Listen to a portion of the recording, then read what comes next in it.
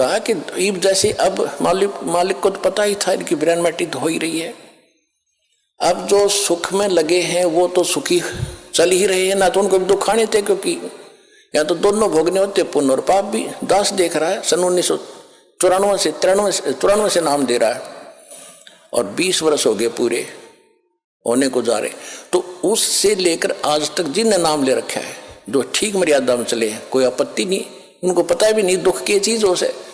और यहाँ आप देख रहे हो 90% नए आ रहे हैं जो हाहाकार मची है, हाहाकार सब क्या दुखी, कोई कैंसर है, किसी का कुछ है। हमारी आत्मा भी रोती है बैठकर, बाद में याद करते हैं, हे परमात्मा आपके बच्चों का क्या हाल हो गया, आप पर दया करोगे दाता, इनकी बुद्धि भी आप ही बदल सकते हो। ये तो रंग रखे, रंग में काल ने मेरे एजेंट छोड़ रखे कि आपका एक दास ये ज्ञान बताने वाला और लाखों करोड़ों की संख्या में इनको बहकाने वाले, आप पर दया बख्शोगे तभी यह बात शरह चढ़ेगी हमारे जीव की बस के लिए।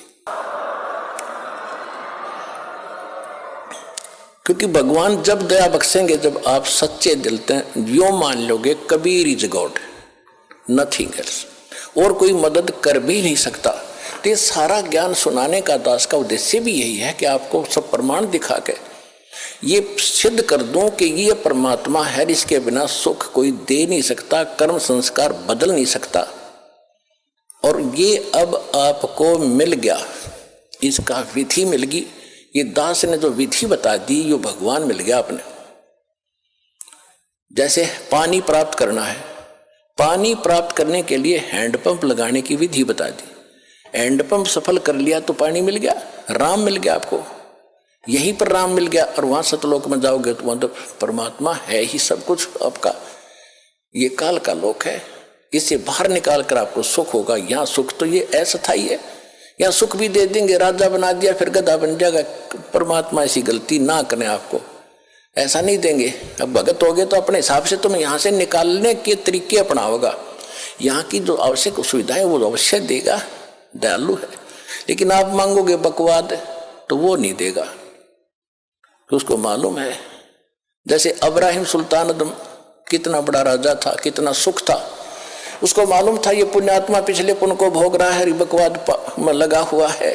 16,000 तक ब्याह करवा लिए उस मूर्ख ने थोड़े से जीवन के में है, और फिर फूला फुरा खूब धन वो था पिछले संस्कार का, पिछले दान पुण्य कर रखे थे उसने। जब वो सम्मन वाली आत्मा थी, फिर शेर खां नाम का एक राजा बना शेरवान शहर में, शेर, और फिर उसके बाद फिर उसके दान करवाया दाता ने। कभी फिर सुनाएंगे ये कथा, जो पुराने उनको मालूम है। उसी पुण्य से राजा बना हुआ था, उसे भोग रहा था, फिर वो गधा बनता थे। मालिक ने उस प्यारी आत्मा को उस नरक से निकाला, राजपद छुटवाया, उसके पीछे पड़ गए। और जब उसने ज्ञान हुआ तो उसका समझ में आया सचमुच मैं तो गधा था, कति बेगार कर रहा था।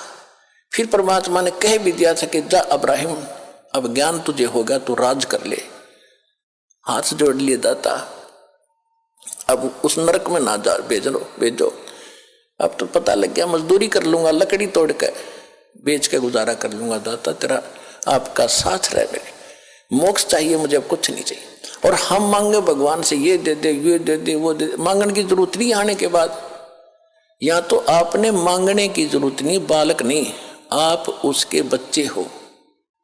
आज आप उसके बच्चे होगे, बेटा बेटी होगे। जिस दिन आपने यहाँ नाम ले लिया, 2 प्रकार के बच्चे होते हैं, एक तो शरीर से, उसको बिंद के कहते हैं, और एक नाद के, नाद जो वचन शब्द के। तो आज आप इस दास के माध्यम से वचन के बेटा बेटी होगे, मेरे बेटा बेटी होगे, तो भगवान के बेटा बेटी हो, थारा दादा हो गया ना, समझो वो के दूर है। और परमात्मा कहते हैं एक लेवा एक देवा दूतम, कोई किसी का पिता नहीं पुत्रम। जैसे सुखदेव ऋषि को ज्ञान था और व्यास जी के घर उसका जन्म हुआ, उसकी पत्नी के गर्भ से 12 वर्ष में तो मां के गर्भ से बाहर आया था। अब देखो पुण्यात्माओं, ज्ञान हो गया, ज्ञान तो करा देते हैं सभी, भाई भगवान की भक्ति करो नहीं तो ये हो जाए। अब ज्ञान हो गया, समाधान नहीं तो खा का वो ज्ञान। अब सुखदेव ऋषि को गर्भ से ही पता था कि बाहर जाते ही मैं अचेत हो जाते हैं और ब्रह्मा विष्णु महेश से निकल रहे रजोगुण ब्रह्मा सतगुण विष्णु तमोगुण शिव ये गुण ये हमें अचेत करते हैं, फिर हम भूल जाते हैं उद्देश्य को। अब मुझे याद है कि मनुष्य जीवन केवल परमात्मा पाने के लिए मिला है। बाहर जाकर परिवार मोह में फंस जाते हैं, भगवान भूल जाते हैं। इसलिए माँ के गर्भ से निकलते ही 12 वर्ष के शरीर एकदम बाहर आते, 12 वर्ष का शरीर। पहले तगड़ी तगड़ी माताएं भी तगड़ी तगड़ी होती थी। और नाल को अपने कंधे पर डालकर उठकर चल पड़ा। वेद व्यास जी ने कहा कि बेटा 12 वर्ष इंतजार की तेरी पुत्र होगा। ऋषियों को पता लग जाता है बेटा है कि बेटी, उनकी दिव्यदृष्टि काम करती थी। पहले ये तो कोई था ही नहीं, लड़का ना हो लड़की ना हो कोई हो मालिक थे, ये डिस्टर्बेंस नहीं थी जो अब शुरू कर रखी है अनजानपने में। तो सुखदेव ऋषि ने कहा था कि एक लेवा एक देवा दूतम और कोई किसी का पिता नहीं पुतम, ऋण संबंध जुड़ा एक ठाठा, अंश में सब 12 बाटा।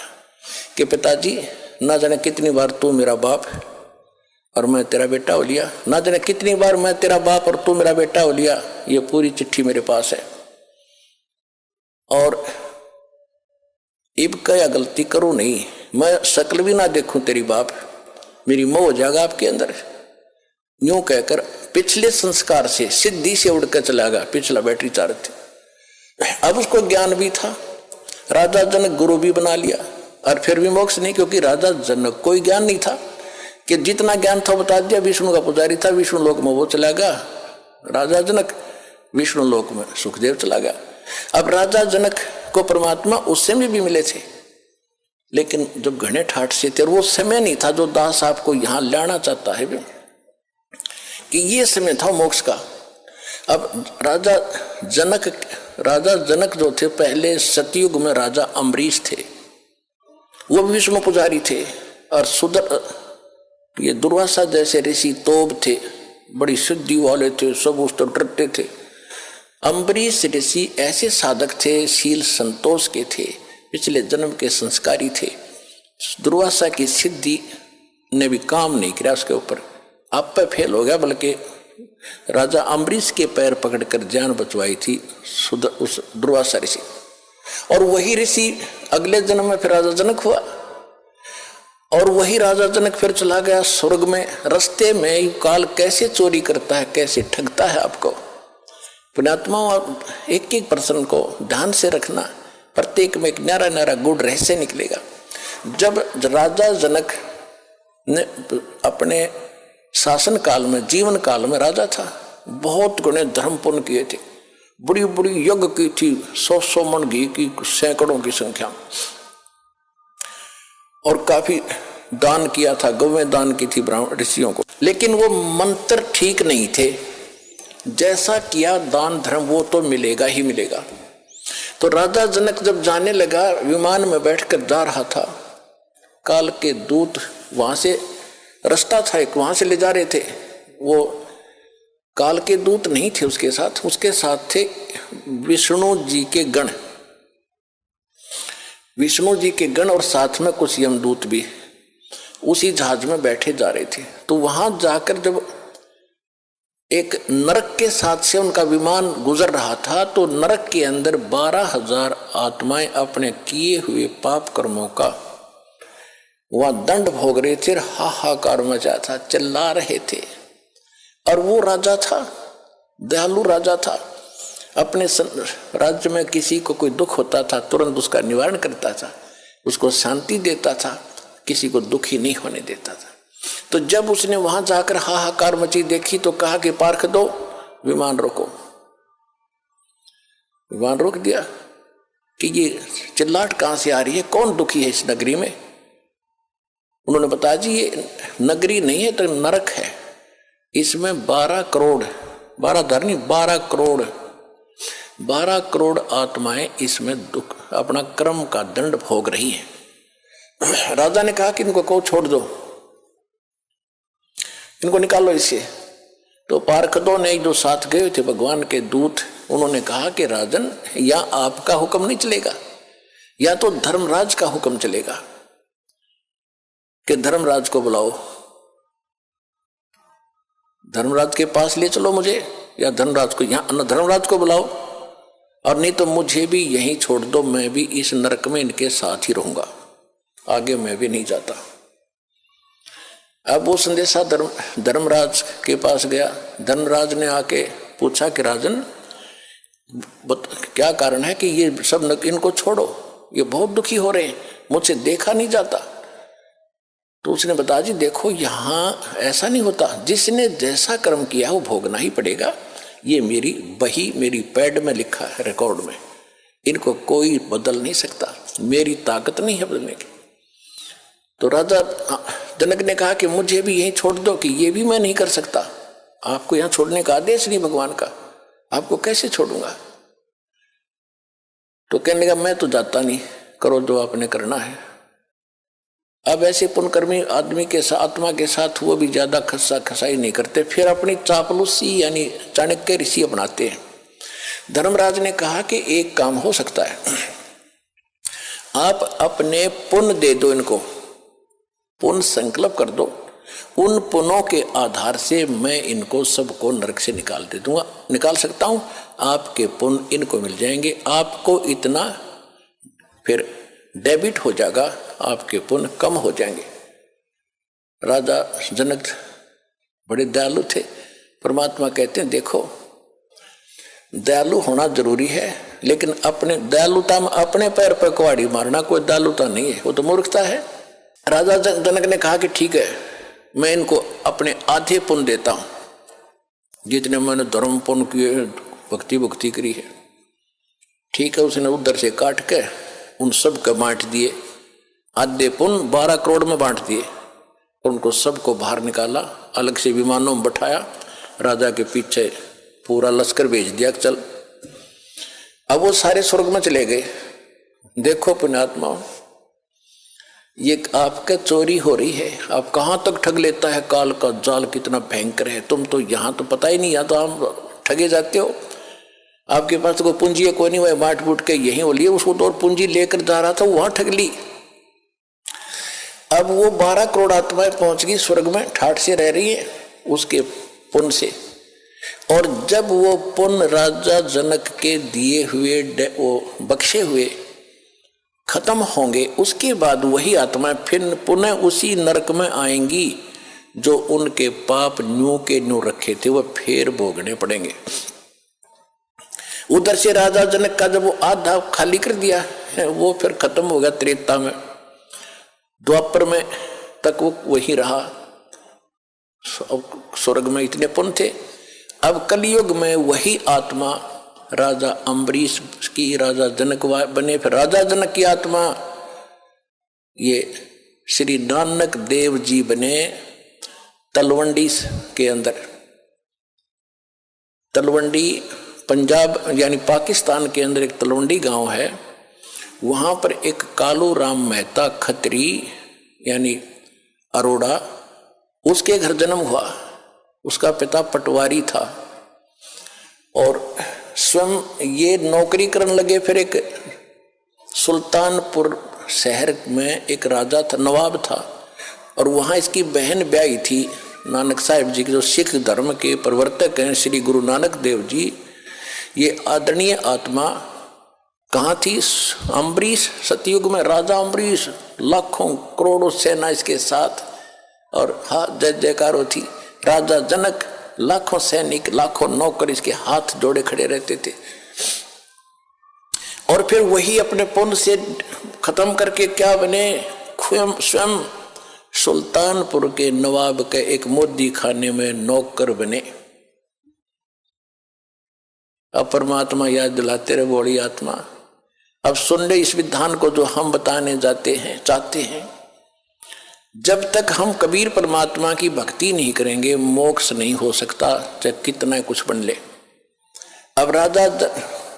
अब नानक साहिब जी मोदी खाने में नौकरी करते थे। सुल्तानपुर शहर के पास एक नदी बहती थी, बेई नदी। वहां सुबह सुबह सभी उस शहर के लोग स्नान करने जाते थे। परमात्मा काशी में प्रकट थे उस समय कबीर जी।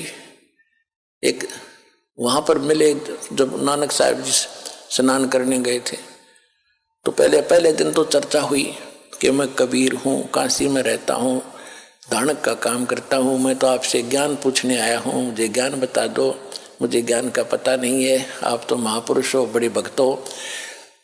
गुरु नानक देव जी जो थे ये हिंदू थे, कालूराम मेहता के इनके घर जन्म था, और इन्होंने बैजलाल पांडे से गीता पाठ पढ़ा, गीता पढ़ा करते थे, उसका ज्ञान सुना करते थे। उसके आधार से विष्णु जी को पूर्ण परमात्मा मान लिया था। श्री कृष्ण जी भी विष्णु अवतार माने जाते हैं। तो ये बातें हो के परमात्मा चले गए। दूसरे फिर कुछ दिन के बाद फिर उस दिन परमात्मा ने सारी बता दी थी कि विष्णु की यह स्थिति है, कृष्ण की ये स्थिति है, इसे मोक्ष नहीं हो सकता। और गीता में ये खुद गीता ज्ञानदाता कहता तू उसकी शरण में जा तब तेरा मोक्ष होगा। वो कौन है, मुझे इसका ज्ञान बता दो, फिर मैं आपको गुरु बना लूंगा। तो उस समय तो नानक जी को दुख हुआ, क्योंकि और भी बैठे थे सरोता। तो कबीर साहब उठकर चले गए कि ये नाराज हो जाएगा, आगे नहीं सुनेगा। लेकिन रात को चक्कर बंध गया कि ज्ञान सारा का सारा सच्चा, मैं तो गलती कर रहा हूं। अब के वो कभी आए, किसी प्रकार मुझे दर्शन दे, सारा ज्ञान सुनूंगा। कुछ दिनों के बाद फिर इसी प्रकार स्नान करने के लिए उसी प्रतिदिन जाते ही थे। 3-4 महीने के 6 महीने के बाद उनकी खूब तरफ देखकर परमात्मा जिंदा महात्मा बड़ा का रूप बनाकर उसी बेई नदी पर चले गए, जहां वो स्नान करने की तैयारी कर रही थी। तब वहां से सतलोक लेके उन्होंने छलांग लगाई दरिया में नहाने के लिए। परमात्मा ने उनको वहीं से अदृश्य कर लिया, स्वयं भी साथ लगा दी छलांग, अदृश्य कर लिया और शव को कहीं और रख दिया अपस्ट्रीम में, जिधर से जल आ रहा था। लोगों ने सोचा, वहां स्नान करने वाले सैकड़ों की संख्या में नगर के लोग थे। उन्होंने देखा कि बाहर आया नहीं, नानक जी डूब गए, नानक डूब गया, नानक जी डूब गए। उसकी बहन को बताया, उनके बहनोई को बताया, जयराम नाम था उसकी बहनोई का, नानकी नाम था इनकी बहन का। हाहाकार मच गई, राजा ने भी गोताखोर भेज दिए, जाल लगावे। वो खोदे नीचे ने, वो शरीर धर रखा 3 किलोमीटर ऊपर ने बन में, तो वो नहीं पाया। 3 दिन झक के बैठ गए, सबने मान लिया कि नानक जी डूब के मर गए। और वो ले गए सतलोक में परमात्मा, वहां से फिर वापस छोड़ा 3रे दिन। तब उस प्यारी आत्मा का मोक्ष हुआ। तो पुण्यात्मा, इस सारे ज्ञान को समझ कर आपको पता चलेगा कि अब वो समय है जब मोक्ष मिलेगा। और जब तक हम कबीर साहब की शरण में नहीं आएंगे, इसको नहीं पहचानेंगे, मुक्ति नहीं हो सकती। चाहे कितना शर पटक लो, ऋषियों ने कितना समय बिता दिया जंगलों में, हो शरीर कितना कष्ट दिया, सुख के पंजर हो गए, भगवान नहीं मिला। फिर सिद्धियों से खेलने लगे, सिद्धि मिल गई हठ योग करने से, फिर इसमें ये अपने एक दूसरे को प्रभु पाक गए। ये सिद्धि तो एक आने के नहीं, हमने ये सिद्धि आपकी भक्ति में खूब आवेंगी। जो दास आपको मंत्र बता रहा, इनका प्रयोग नहीं करना, नहीं तुम्हें नाश का कारण बन जाएंगे। इन सिद्धि माने इस ताकत से हम सतलोक जाएंगे, नहीं तो यही पंचर हो जाएगा फिर ये। तो अब क्या है, उसी प्रसंग पर आते हैं। वहां सबको समझा रहे थे भगवान, सारी कहानी बताई और कहा कि तुम जाओ, जिनको तुम भगवान मानते हो वो तुम्हें खा रहा है, जिसको तुम निराकार कहते हो वो साकार है, ये सामने आ रहा है। जब उन सभी जीवों ने देखा कि ये सामने, ये है वो तुम्हारा निराकार का ज्योति निरंजन, ज्योत स्वरूपी अलख निरंजन, और ये है वो ब्रह्म जिसको तुम ब्रह्म कहते हो। ब्राह्मणों, ये है तुम्हारा ब्रह्म, और तुम्हारी अक्ल मारी जा रही है। देवी पुराण के अंदर 3रे स्कंद में, ना 7वें स्कंद में, हिमालय राजा को जब ज्ञान दे रही है देवी दुर्गा जी, वो बता रही है कि तुम ओम नाम का जाप करो, ब्रह्म की भक्ति करो, और सब बातें छोड़ दो, किसी की पूजा मेरी भी मत करो, और अनन्य मन से उसकी भक्ति करो, उसको प्राप्त हो जाओगे। वो ब्रह्म लोक में रहता है, वो ब्रह्म लोक में रहता है ब्रह्म, वहां चले जाओगे। और ये नहीं को निराकार, फिर निराकार की तरह तो सब जगह है। पुराणों को भी ना समझाएंगे, हाय हाय। वेद पढ़े पद पर भेद न जान, ये बाँचे पुराण 18, और पत्थर की पूजा करें ये भूल गए सिरजनहारा। कहते हैं वेद पढ़े पढ़ पढ़ भूले अर्थ ना खुले। वेद पढ़े अर्थ ना, पढ़ पढ़ भूले, पढ़ तलिया लेकिन अर्थ ना खुले, इसलिए ब्राह्मण मोक्ष प्राप्ति नहीं कर सके। फिर क्या बताया, गुरु बिन वेद पढ़े जो प्राणी, समझुन सौर रहे अज्ञानी। गुरु बिन काहु न पाया ज्ञाना, जो थोथा बूछड़े मूड किसाना। अब जैसे सरसों का जोड़ा होता है भूस, या ये धान निकालते हैं उसकी प्राण भूस होता है, और कोई मूर्ख उस प्राण में ठाठा पटकन लग रहा हो, और कोई इसको कहे क्या कर रहा है कि धान निकाल रहा हूं धान इसमें थोथे भूस में माथा मार रहा है। तो जब तक सतगुरु नहीं मिलेगा तो ये अन्य साधनाएं हैं, थोथा भूस कुटना, तो इससे कुछ लाभ नहीं होना, कितना प्रयत्न कर लो। वो तो धान गेहूं नो के नो धान हो, जब मारे क्या पटक पटक गरल गल पड़े, ढेर लाग जाए थोड़ी देर में। तो वो सतगुरु आज ये दास है उस परमात्मा का भेजा इस कलयुग में, ये याद रख लियो। ये दास इस